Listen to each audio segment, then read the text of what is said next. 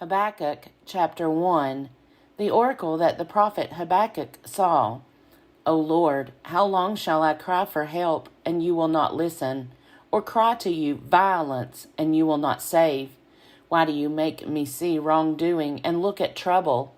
Destruction and violence are before me. Strife and contention arise.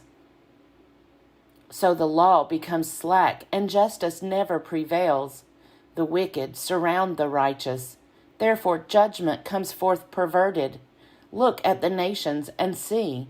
Be astonished, be astounded, for a work is being done in your days that you would not believe if you were told.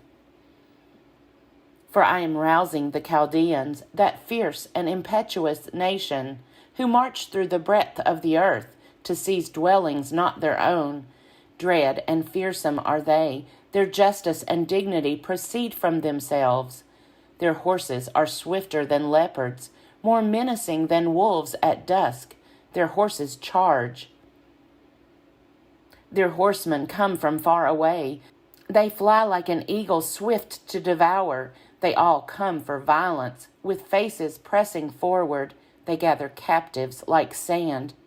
At kings they scoff, and of rulers they make sport. They laugh at every fortress and heap up earth to take it.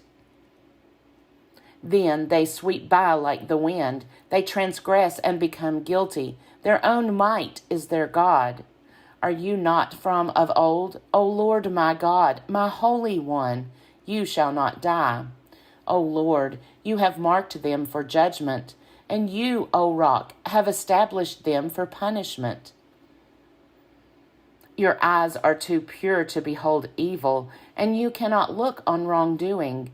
Why do you look on the treacherous, and are silent when the wicked swallow those more righteous than they? You have made people like the fish of the sea, like crawling things that have no ruler. The enemy brings all of them up with a hook. He drags them out with his net. He gathers them in his seine, so he rejoices and exults. Therefore he sacrifices to his net and makes offerings to his seine. For by them his portion is lavish and his food is rich. Is he then to keep on emptying his net and destroying nations without mercy? Habakkuk chapter 2. I will stand at my watchpost and station myself on the rampart. I will keep watch to see what he will say to me and what he will answer concerning my complaint. Then the Lord answered me and said, Write the vision, make it plain on tablets, so that a runner may read it. For there is still a vision for the appointed time. It speaks of the end and does not lie. If it seems to tarry, wait for it. It will surely come. It will not delay. Look at the proud. Their spirit is not right in them, but the righteous live by their faith. Moreover, wealth is treacherous. The arrogant do not endure. They open their throats wide as Sheol. Like death, they never have enough. They gather all nations for themselves and collect all peoples as their own. Shall not everyone taunt such people and with mocking riddles say about them, Alas, for you who heap up what is not your own. How long will you load yourselves with goods taken in pledge? Will not your own creditors suddenly rise, and those who make you tremble wake up? Then you will be booty for them, because you have plundered many nations. All that survive of the peoples shall plunder you, because of human bloodshed and violence to the earth, to cities and all who live in them. Alas, for you who get evil gain for your house, setting your nest on high to be safe from the reach of harm. You have devised shame for your house by cutting off many peoples. You have forfeited your life. The very stones will cry out from the wall, and the plaster will respond from the woodwork.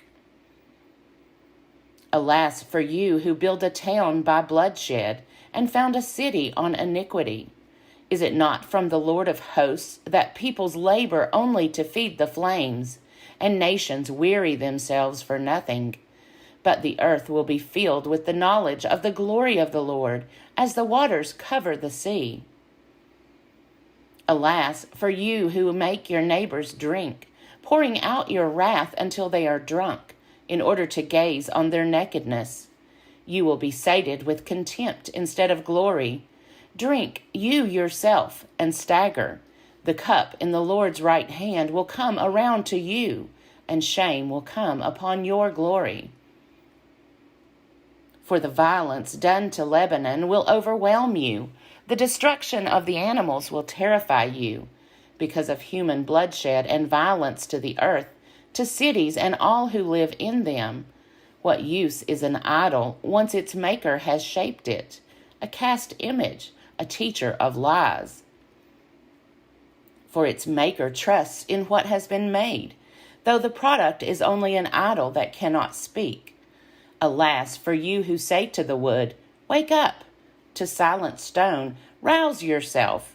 Can it teach? See, it is gold and silver plated, and there is no breath in it at all. But the Lord is in his holy temple. Let all the earth keep silence before him. Habakkuk chapter 3.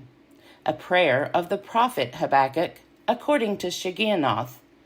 O Lord, I have heard of your renown, and I stand in awe, O Lord, of your work. In our own time revive it.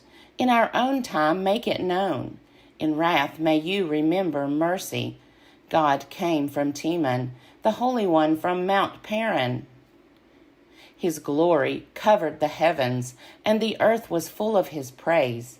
The brightness was like the sun. Rays came forth from his hand, where his power lay hidden. Before him went pestilence, and plague followed close behind. He stopped and shook the earth. He looked and made the nations tremble. The eternal mountains were shattered. Along his ancient pathways, the everlasting hills sank low. I saw the tents of Cushan under affliction. The tent curtains of the land of Midian trembled. Was your wrath against the rivers, O Lord, or your anger against the rivers, or your rage against the sea, when you drove your horses, your chariots to victory? You brandished your naked bow. Sated were the arrows at your command. You split the earth with rivers. The mountains saw you and writhed. A torrent of water swept by. The deep gave forth its voice. The sun raised high its hands. The moon stood still in its exalted place. At the light of your arrows speeding by, at the gleam of your flashing spear. In fury you trod the earth. In anger you trampled the nations. You came forth to save your people, to save your anointed. You crushed the head of the wicked house, laying it bare from foundation to roof. You pierced with their own arrows the head of his warriors, who came like a whirlwind to scatter us, gloating as if ready to devour the poor who were in hiding. You trampled the sea with your horses, churning the mighty waters. I hear and I tremble within. My lips quiver at the sound. Rottenness enters into my bones, and my steps tremble beneath me. I wait quietly for the day of calamity to come upon the people who attack us. Though the fig tree does not blossom, and no fruit is on the vines, though the produce of the olive fails, and the fields yield no food. Though the flock is cut off from the fold, and there is no herd in the stalls, yet I will rejoice in the Lord. I will exult in the God of my salvation. God, the Lord, is my strength. He makes my feet like the feet of a deer, and makes me tread upon the heights.